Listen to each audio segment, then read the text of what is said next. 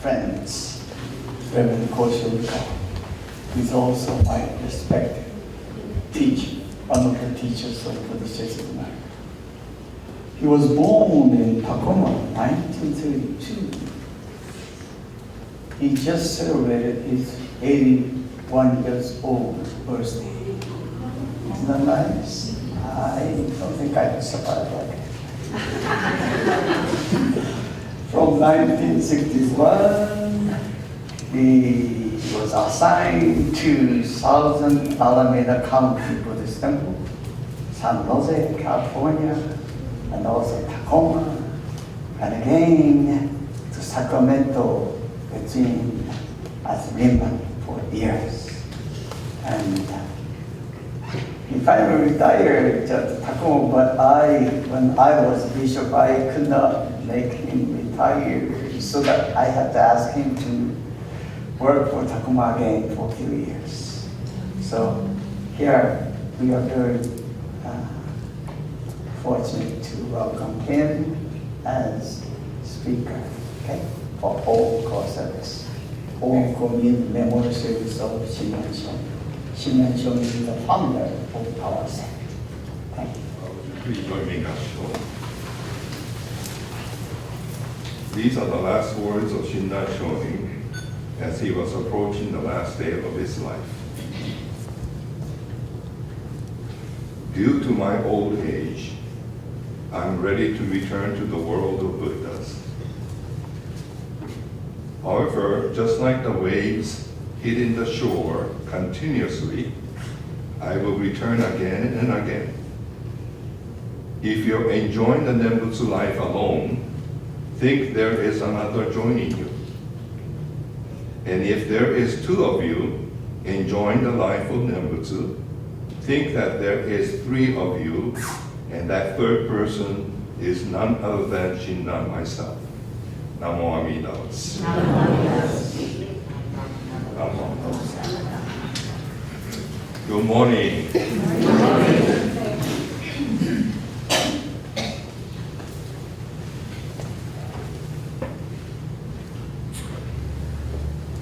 You and I are very fortunate people. Very fortunate. Why? Because you have Obi Sensei with you as your minister.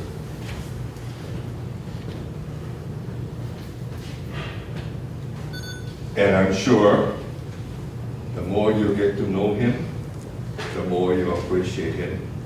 And of course, Obi-san too. And I am very fortunate, just like you, because now I have a good friend, very near my house, only about 15, 20 minutes driving distance.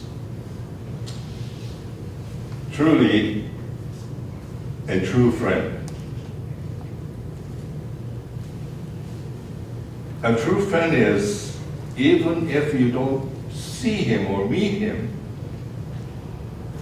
you'll, once in a while when you think about him, his inspiration, his friendship, his wisdom kind of swells up in your mind and you appreciate him. That's the true friend to me. He was,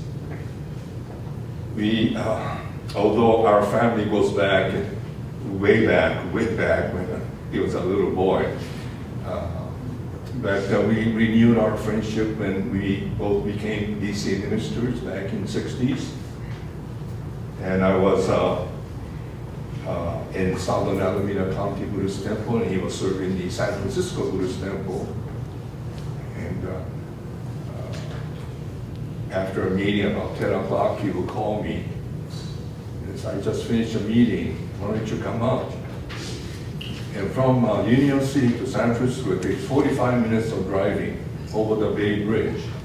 But whenever he called, I used to jump in my car and drive out there until about 2 o'clock. But it was always a joy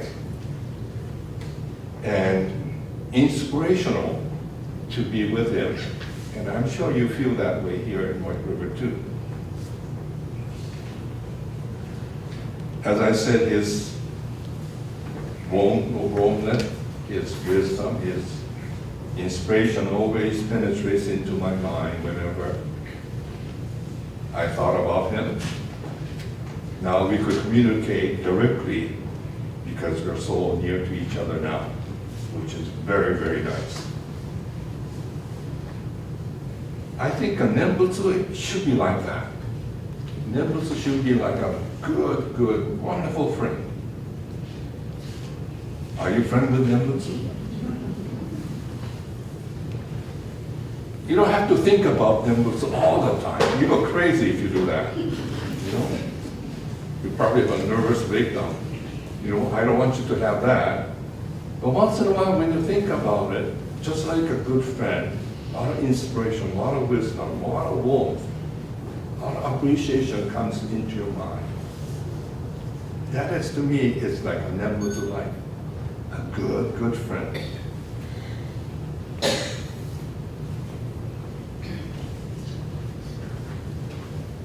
Today, as Sensei mentioned, we are observing the Hoonko Service Memorial Service.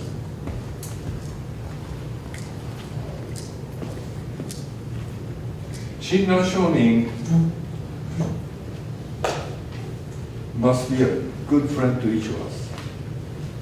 If not, you cannot call yourself a Jodo Shinshu person.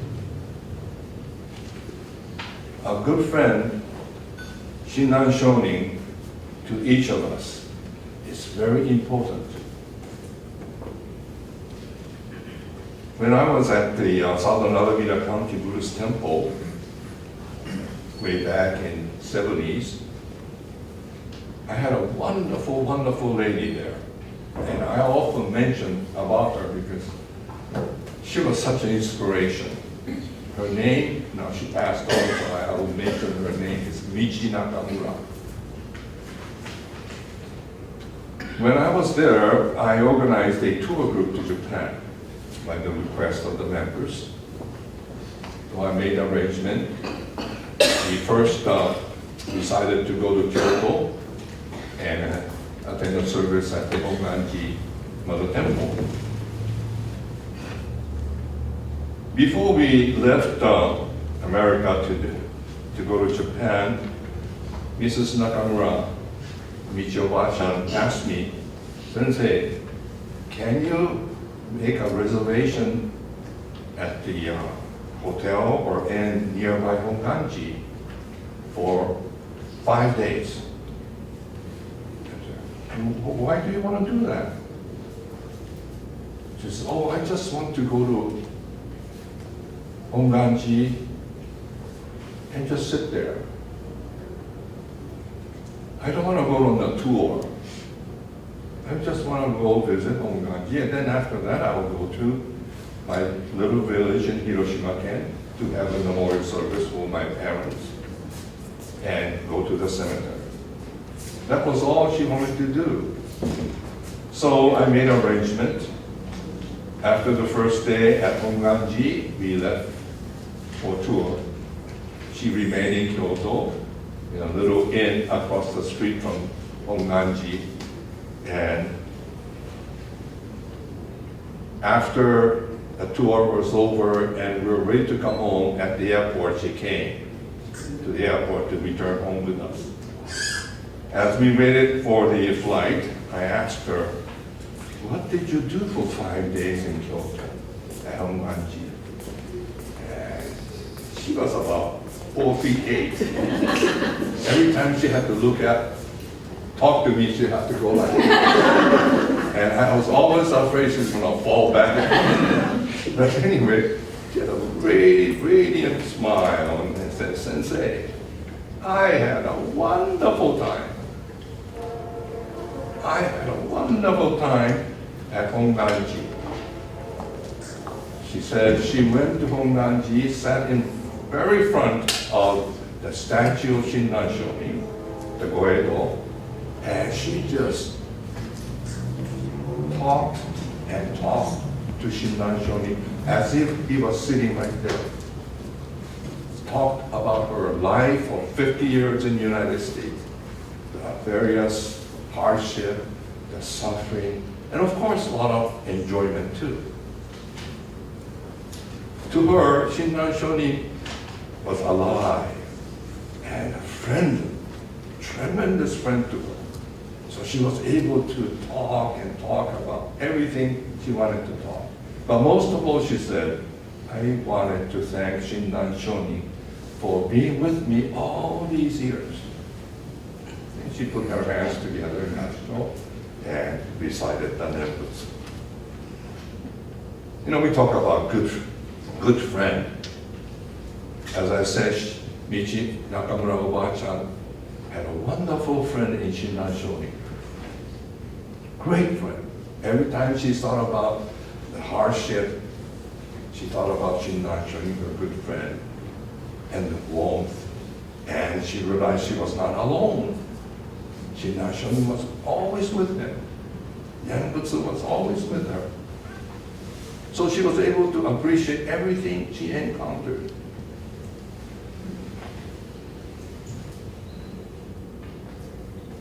Another incident I cannot forget. I always like to talk about her because she was such a wonderful person. Gave me much inspiration. One time after the Hoonko service, as usual in most of the temple, we had a otoki serving after the service. Everybody was sat around the table. I just happened to sit right next to her because there was an empty seat there. And I was talking to someone in front of me, and when I looked at her, she had her hands like this, just staring at her hands. And I said, "Ba-chan, are you okay? Daijoubu?" She looked at me and smiled. Sensei, in Japanese, but in English, she said, "These hands worked for me for 50 years without complaint. No monku. No monku." And she just smiled and put her hands and recited the Nembutsu. She was that kind of person.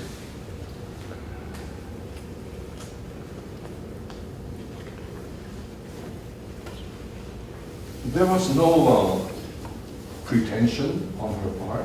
Everything was so natural, naturally coming up because of the warmth she received from the Nembutsu, the inspiration she receives from the Nembutsu teachings, the comfort she received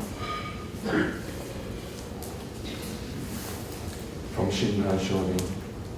So, as I said, Shinran Shonin didn't pass away 800 years ago or 700 years ago. Shinran Shonin to her was alive and with her as best friend.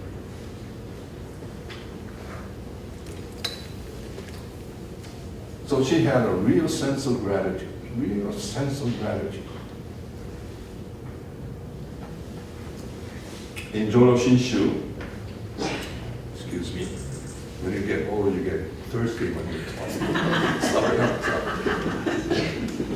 You know, when I was young, I would be so shy about doing this in front of everybody, you know, and I would gaman, I would not do it, and I would just try to be very nice. At my age, 81, I don't care anymore. You can think of me any way you want. So excuse me. That's the benefit of being old. You know, so it's good to be old too, you know. I get a lot of discounts nowadays. Oh, that's so nice. Anyway, but I never thought I would live to be this age. Never thought I would live to be this. My father died when he was 60 years old. But I guess I received my mother's gene because she lived to be 93.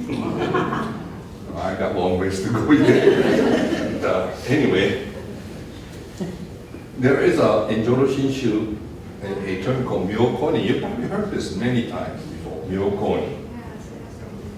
Mrs. Michi Nakamura to me was my myokoni. And there's another term called Zen Chishiki. Zen Chishiki. I'll try to explain a little bit about it. Myokoni is a person, to me, who opens my so-called inner eyes, or my heart, opens my heart to see things, to feel things, to realize things, to truly understand the energy of Nembutsu penetrating me, through me.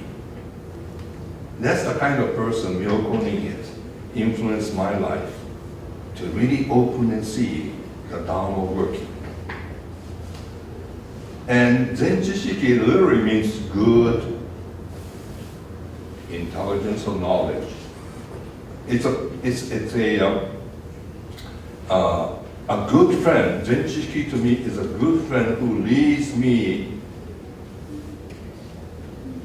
or who shows and leads me to the life of Nembutsu. That's what Zen Chishiki to me is. Shinran Shonin was a Zen Chishiki to the multitude of people. She's a Zen Chishiki to everyone. Every one of you, and myself included here.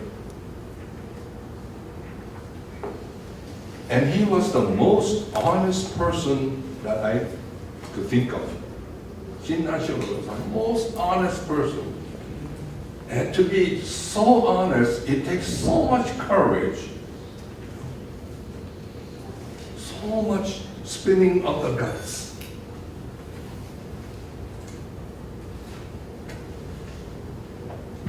It was not a superficial honesty, but a genuine, sincere honesty that Shinran Shonin had. He did not make any kind of excuse. And he was not afraid to be honest. He was truly, truly true to himself. That is why Jodo Shinshu often mentions about the true state of human beings. Shinran Shonin did not tell anybody that you are full of 3 poisons or whatever. He said, I'm engrossed in the 3 poisons called greed, anger, and ignorance. By the way, in Buddhism, being poor, some people say I'm poor, but often you realize that being one who says I'm poor is the one who wants more than what he already has. That's what poor means, okay? So if you want more than what you already have, enough of, and you want more, you're a very poor person. Okay, remember that. Christmas time especially.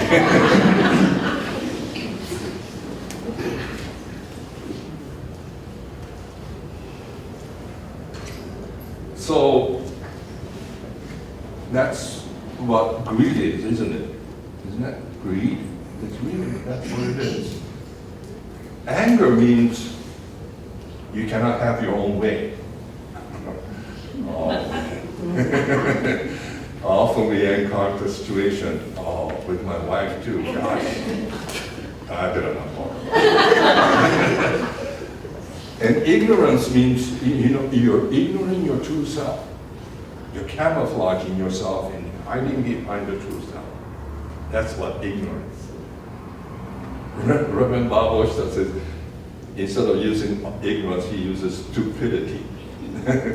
So when you say 3 poison, greed, anger, and stupidity, and you take the initial of the 3, what is the word? Gas. Now gas you have to pass, otherwise you suffer. Okay? So don't hang on to greed, anger, and stupidity.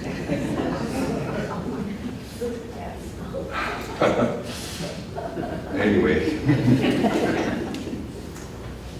So as I mentioned, Shinran did not say you have 3 poisons. He realized in himself the 3 poisons are me. I am full of poison. 3 poisons. This is what he was so honest about. He saw things as they are, right? In honesty, he saw himself the way he is. He was like superhuman being. He was like a saintly person. He was just an ordinary human being, just like you and me. But the difference is that he was truly honest. I cannot be that honest. I really cannot. Oh gosh, that's hard. It takes courage. It's embarrassing. But Shinran was truly open, truly open. He saw things, especially himself, with 2 eyes. I want you to have a little experiment. Everybody go like this. Right in front, and put up a finger like this. Don't pick the middle finger now. Okay, close one eye. Don't move your finger. And then use the other one. Okay, did you feel that finger moved a little bit? Huh? Now, which is the true position of the finger? When you see it with the left eye, it's a certain position. If you read the right eye, it moves. Do you see that? No? So which is the true position of the finger? Right side or left side? Both are wrong, isn't it? When you open 2 eyes, it's center. All right? That's what we have to do. Okay? Often we see things with 1 eye, which is a very biased way of seeing things, right? Either way, it's one-sided. Me attitude. That's what it is. One-sided means me. I should be the center. So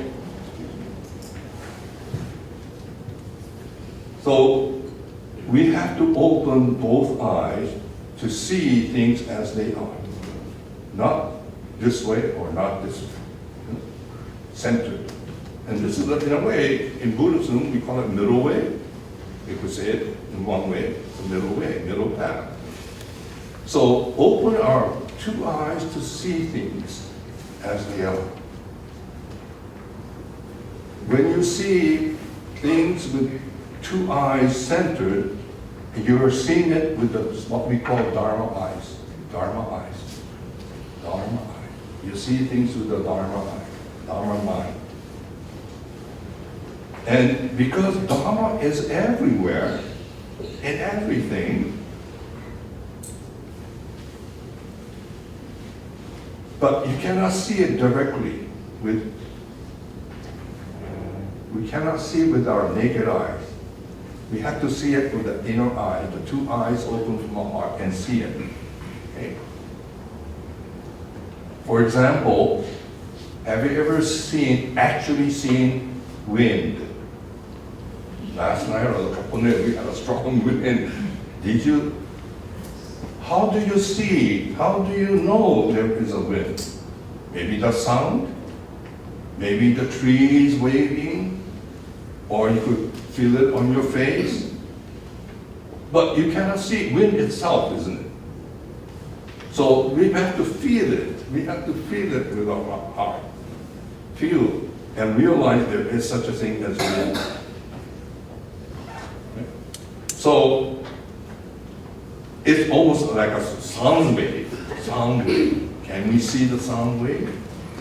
Only way we could hear the sound is when we put the switch on television or radio or car radio, whatever. Huh? We have to put the switch on.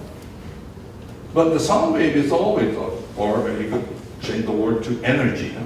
Energy of the universe. Any energy of the world. It's always around us. But we have to put our switch on to see And that switch on is to open our inner eyes, the two eyes, and feel it, to see it, to realize it.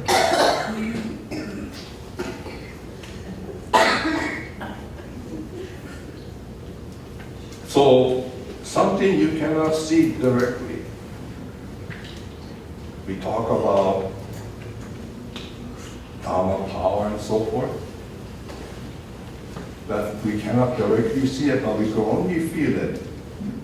Just like energy or sound wave, we have to turn our switch on to feel it and see it. And that's the important part.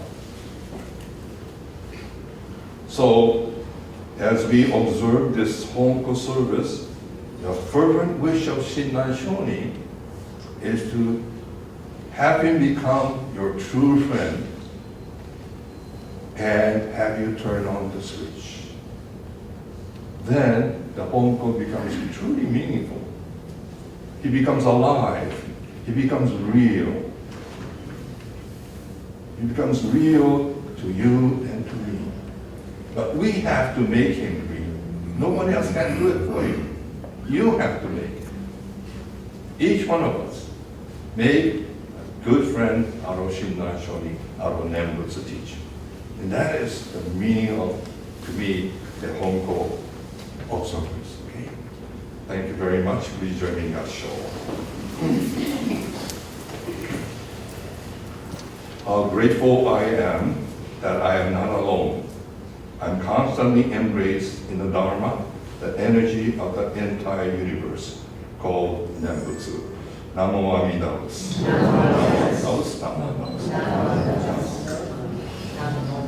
Thank you very much for your invitation to join you.